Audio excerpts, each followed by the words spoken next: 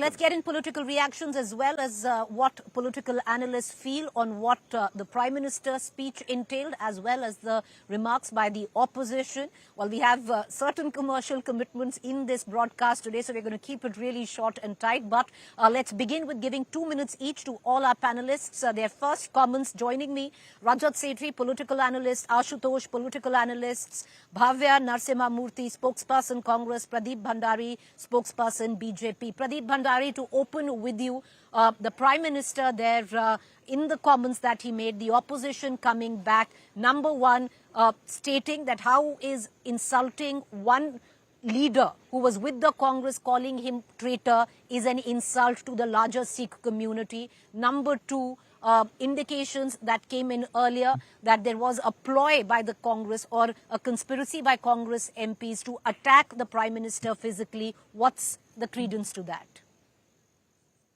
Well, Preeti, at the outset, it's now aptly clear that after the Honorable Prime Minister stated facts in the Parliament that the entire Gandhi Vadra family has always hated the people of India, and this is exactly what I'm quoting from selected works of Indira Gandhi, and I quote, Indira Gandhi said that when she was asked about problems, she said that her father thought that 350 million people of the country are problems, and Indira Gandhi thought that 570 million people of the country are a problem.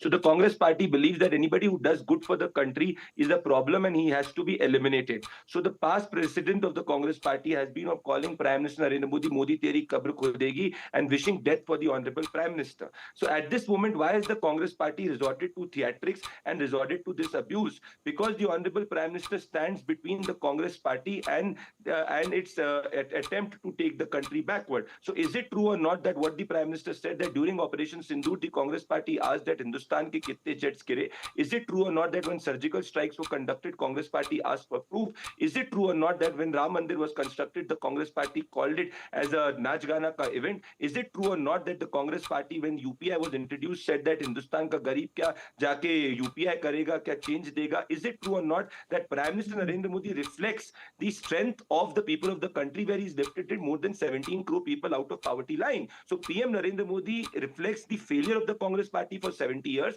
and the Prime Minister reflects the aspirations of 140 crore people. And not a single thing which the Prime Minister stated was false. In fact, it was fact. Now, coming on to your specific answer, recall what Rajiv Gandhi had said when Rajiv Gandhi, and I quote Rajiv Gandhi, said that जब एक बड़ा पेड़ गिरता है तो धरती जो है वो हिलती है. He justified the massacre of the Sikhs in 1984, and the Congress party till date has not officially apologized for it. So what Mr. Rahul Gandhi called a member of the Sikh community was not out of coincidence or his hatred for the member jumping the party. Well, jumping of the party is even Mamata Banerjee has done so, Sharad Pawar has done so, but Rahul Gandhi has not used those words. It was precisely because he belonged to the Sikh community, and we've seen this from the past actions of the Congress party. On the part of, it is aptly clear, it's not what we are saying. The Speaker has said it, that the attempt of the Congress party was to physically attack the Prime Minister, and the Congress has done it because the front which backs the Congress has been the urban Naxal front, and Prime Minister today reflects the Okay, I want to bring in Bhavya into this conversation, but Pradeep, a small correction. Dr. Manmohan Singh did apologize in Parliament where the Sikh massacre was concerned. But Bhavya, your 2 minutes for a rebuttal start now. Go ahead. Yeah. Okay, yeah, I'm talking about from the Congress party. Go ahead. Prime Minister Modi was mentioning all the speaking about all the Congress Prime Minister in the past. I want to say he is the best in 5 things. Narendra Modi is the best. 1, in self-pity. 2, in self-obsession. 3, theatrics and dramatics. 4, his obsession with the party, Congress party. And 5, with Nehru, his obsession with Nehru. These 5 are the only things he is good at. Every time he is cornered, every time he has to answer some real questions, these are the 5 things he comes up with. We have seen that, right? There are prime ministers from Congress who have given their lives taking tough decisions. But this man, he's so indecisive, even when the national security was at risk. And the opposition leader questioned it, his mic was turned off. He's hiding behind the speaker. 1. Why is he not addressing the real issues? Why, like, the US president literally bullies the Prime Minister of India and he's okay with it. The US president asked him to dance and sang according to Epstein's file, which he's named, by the way. The humiliation he brought to Prime Minister's chair. when his name appeared in Epstein's file? No, he can't answer that. That's exactly why this self-pity comes. That, oh, people are going to threaten me. They're threatening me. They call me names. Oh, come on. You're the Prime Minister. Move on. Do the real work. Stop self-pitying. Answer the tough questions. Address at least one press conference, for God's sake. It's been 11 years. Don't hide. Don't hide behind all this. He's afraid to go to Lok Sabha. He says the female MPs who are protesting, standing there and protesting, are going to threaten him. What kind of a prime minister is he? He says he has 56-inch chest. Like, for what? To hide behind people? And the best part is the India-US trade deal, his own cabinet ministers are not in sync. Okay. All right. Okay. Okay. He didn't say that women MPs are attacking him. This is something the Treasury bench has said. But Bhavya, I'll come back to you. 2 minutes, Rajat Sethi. Your time begins now on your analysis of this speech and, of course, what has gone down in the last 24 hours in Parliament. I think, when Prime Minister approached today's speech at Rajya Sabha, of course, the hangover was about what happened in Lok Sabha yesterday, and it was very distressing. You don't expect Prime Minister to have his entire security detail along with him when he's sitting in the chair. And he's trying to address the parliament. So whatever inputs the speaker had about the possible attack, I believe we should leave it to the wisdom of such a serious constitutional office of the speaker. Let us not demean it. I'm sure no panelists sitting out here have extra information much more than the speaker. So let's not go down there. Let's leave it to his wisdom. A. B. Prime Minister was, of course, coming with a lot of thumping victories around the trade deals. So he had that exuberance in his speech. And therefore, he had that confidence with which I believe he was able to present a picture contrasting it sharply with the Congress party. When you draw those contrasts, I can understand that the Congress party would be visibly upset. I heard positive things. I could hear that he was talking about all these trade deals. These trade deals have been languishing for decades. Look at the EU trade deal. So a lot of things, part because of the work of the party and the leadership in the government, and also part because of the global circumstances. I believe it was Prime Minister Modi's steadfast leadership that he did not bow down the way Pakistanis did before Trump, to seal a deal which is respectable. We as a country should be proud that he ensured that our office and office of the Prime Minister is not belittled in the process. And I think he had that confidence. He went ahead with that in full glory. And of course, he being a politician, will draw those sharp contrasts which will make Congress party uncomfortable. And he will keep poking wherever he will see that's the soft target. And calling somebody Gaddar, forget calling a Sikh Gaddar, but calling anybody Gaddar is very, very unfortunate. All right, Rajat, your time is up. Let's once again cut across to what went down in Parliament. The Prime Minister spoke for 1 hour, 32 minutes, starting at 5 p.m. in Rajya Sabha, launching a fierce attack on the opposition as well as Rahul Gandhi. I want to bring in a political analyst, Ashutosh. Ashutosh, your quick analysis of the speech and, of course, with what the opposition has now hit back with. So, Preeti, there's a lot of disturbances from your MCR in my ear, so I can't hear properly. But as I understand what the Prime Minister has said, I think there are a few points which has to be said. First of all, I do not find anything interesting in this speech, and I think it's an old wine in the old bottle. There's nothing in it, hardly anything. Secondly, it is a boring attack on the Congress party. Since 2014, I've been hearing this. Same words, same rhetorics, everything is the same. It's repeated so many times that it has lost its relevance. It has lost its weight. And then again, the characteristic of Prime Minister's speech is the full of narcissism. Me, and me again. And what I call it, that this is basically a classic Nixon's Kennedy syndrome. I know there's a very little time to explain that. But let's talk about what happened today. This has happened for the first time in Indian history, probably, except in 2004 when the Prime Minister Manmohan Singh was not allowed to speak because of the disruption caused by the BJP. Prime Minister did not come to the Parliament to speak on the vote of thanks. This is something which is bizarre, and the argument which is given by the Speaker is further bizarre.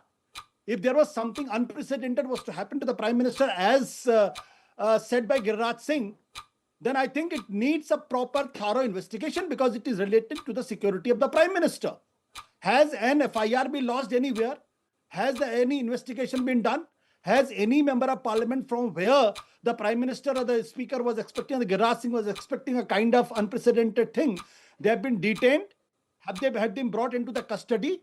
Has they been interrogated? No. So I think it's basically a damage control exercise after a few hours, realizing that this will go down in the parliamentary history that the Prime Minister did not address. So it is to something like this which has been done today.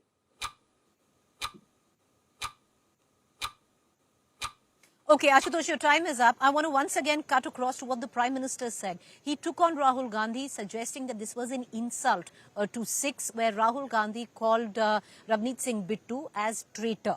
Listen in, we just spoke to Amrinder Singh Raja Waring, and he's one of the suspended MPs from Lok Sabha. He's been suspended for the rest of the budget session, and this is his response on if Rahul Gandhi has actually insulted the Sikh community. Let's play that out. We are back with our panelists. Today, what happened outside Parliament, the exchange between Rahul Gandhi and Mr. Bittu has now sparked massive debate in Punjab, where the BJP says you had Rahul Gandhi who insulted Sikhs by calling Mr. Bittu a traitor. Saying something to Mr. Bittu, how can this is insult of the Sikhs? You just tell me. He have not said anything to the Sikhs. He said, Bittu, hello, my friend, traitor. He have not said anything to Sikhs. And do you know, have you heard the what Bittu says? Bittu says, अगर मैंने आज पगड़ी पहनी है, there is I can send you that recording of his recording while Bharat Jodo Yatra in Ludhiana, Punjab. He is saying this pagdi just because of Rahul Gandhi. He suggests me to wear the turban. You are a Sikh, just wear the turban. Rahul Gandhi have a respect about Sikhs and everybody, but he only said that, hello, my friend traitor. Nothing to Sikhs. He have a high respect for Sikhs. How can a person feels ki bhai something he is saying to Bittu and some other leader of this BJP who belong to this Sikh, and they are saying ki bhai this is the insult of a one Sikh. All right, bringing in Pradeep Bhandari into this conversation. Pradeep Bhandari, Mr. Bittu was a part of the Congress. He left the Congress, joined your political party. Rahul Gandhi was referring to him as traitor, not the Sikh community, alleges the Congress. Well, at the outset, I was listening to my dear friend Ashutosh, and I understand Ashutosh will find everything except what Rahul Gandhi says as bizarre, because Ashutosh only listens to Mr. Rahul Gandhi's words, and only Rahul's swine is what Ashutosh will ever have. But the Congress spokesperson was speaking about, and the Congress gentleman, the MP you spoke about, was speaking about rhetoric and indecisiveness. When the nation is not forgotten, Preeti, how indecisiveness is when UNSC seat was gifted to China with the Congress party. The indecisiveness is when in Sharm el-Sheikh, the India's sovereignty was gifted by Dr. Manmohan Singh. Indecisiveness is when surgical strike was not conducted after 26/11. Indecisiveness is when the Congress party left this country with double-digit inflation where the common man and the poor suffer. Indecisiveness is when the Congress party left with current account deficit of more than 5%. Indecisiveness is when the Congress party could not even provide electricity and tap water connection to the poor of the country. Indecisiveness is when the Congress party did a trade deal with ASEAN, where ASEAN benefited and not India benefited. Indecisiveness is when Nehru gifted Aksai Chin and lost the 1962 war despite the army's warning. So yes, I understand that the Congress party, which has a history of indecisiveness, will never understand what decisiveness means, because the Congress party is a party of thieves, because they even stole the surname of Mahatma Gandhi, and the Congress party needs to answer that Firoz Gandhi's surname was Ghandy. What prompted them to even steal the surname of Mahatma Gandhi? And my dear, of course, spokesperson from the Congress party, have you even forgotten that what is the growth rate of the country? It is at 7%. Have you forgotten that what the world is speaking about India? It's speaking that India is the shining spot of the world economy. So I understand when the poor uplifts, when the Indian economy does good, when India is secure, the Congress has an issue. And this is why the Congress has been sitting in opposition, not just one state across. And 95 elections Rahul has lost, and he will lose further 95 elections, because today in the mind of the people of the country, Rahul Gandhi is an anti-India man, Okay. and he himself has declared he's against Indian Pradeep, state. your time is up. All right, 2 minutes rebuttal. Bhavya, go ahead. So first, I want to address that Gaddar part. Here, Rahul Gandhi called Bittu, who quit Congress, who sold his ideology for a ministry berth, as Gaddar, right? This hurt Prime Minister more than when his own cabinet minister, Anurag Thakur, called the people of India as Gaddar. You all know that slogan. That's not even appropriate to take it on a national channel. He said, "Desh ke gaddaron ko," whatever, right? That did not hurt Prime Minister. He did not condemn that.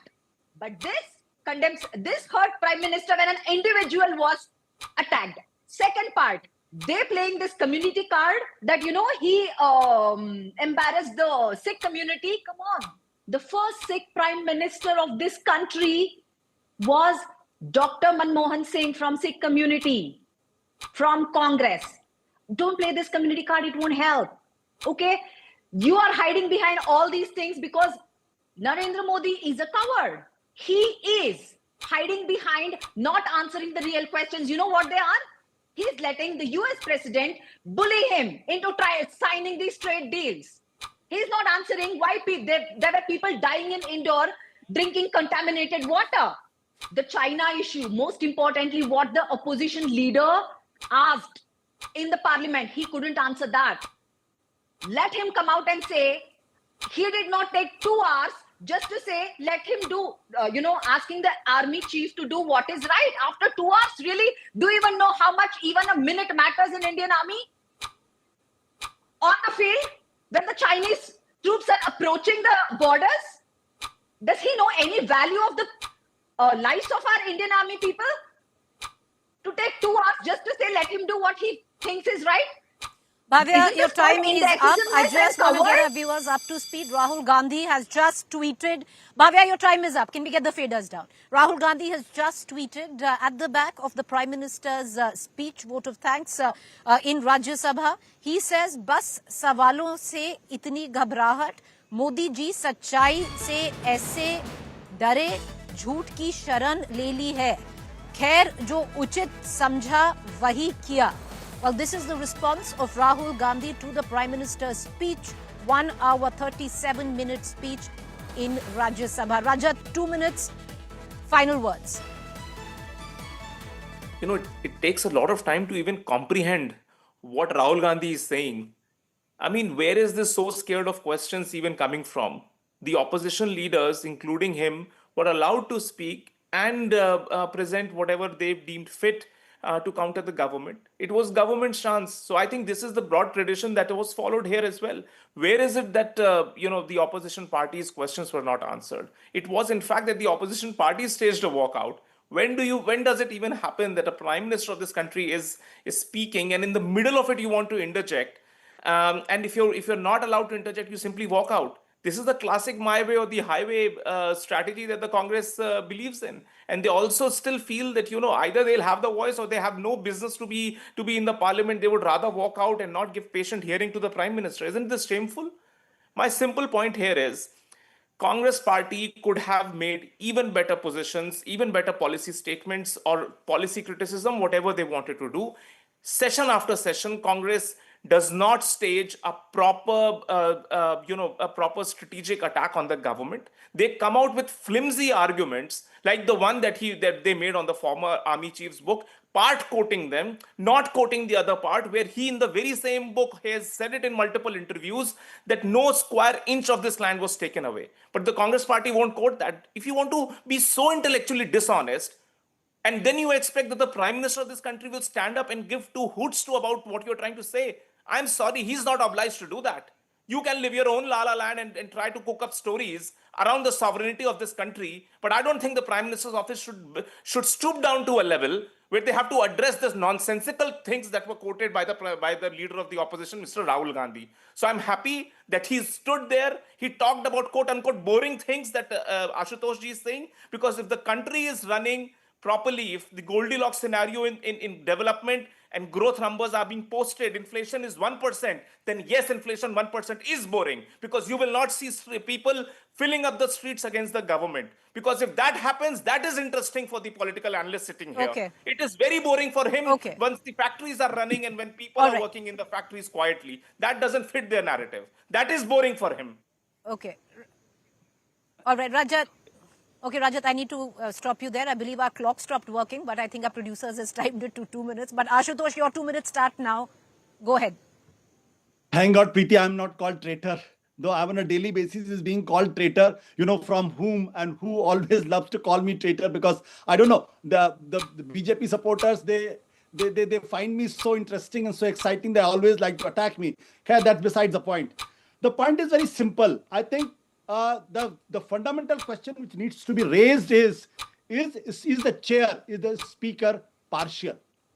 Can there be two rules, one for the opposition and another for the treasury? The Rahul Gandhi cannot quote from the book, but Nishikant can quote from the book and pass on some scandalous things. I got many books about the BJP leaders. I dread to talk about all that. And there is others also in the public domain and on the YouTube here. If that is quoted, then the whole government will be very, very embarrassed. Prime Minister should have come out on this and should have scolded Nishikant Dubey. Prime Minister did not do that. So please, before sermonizing to Rahul Gandhi, he should also look within. The issue is very simple. Issue is, can Rahul Gandhi not quote from the army chief's book? Is BJP and the government so scared of an army chief? Is he questioning the nationalism of the army chief? Is he questioning the integrity and the credentials of an army chief? Is it that they find the General Narvane not patriotic enough if he's writing something? That's the fundamental question.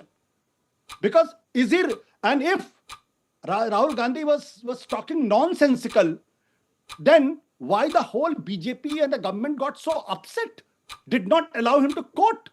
Why? This question needs to be asked.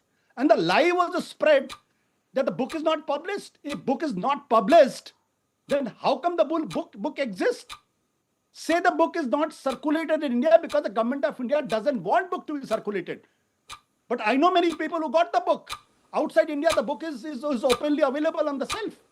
So why the lies? I believe your time is up. Ashutosh, thank you. I thank all our panelists. Ashutosh, time is up. Your fader will automatically go down. All right. Appreciate all four of you for joining us and giving us your point of view. I think one thing we will all agree on is that this session, and, it's a tough call, but has been one of the most acrimonious when it comes down to the treasury benches vis-a-vis the opposition there, both in Rajya Sabha and in Lok Sabha. We're going to leave it at that. On the other side is Gaurav Sawant. Thank you all for joining us. Thank our panelists as well. We'll see you tomorrow.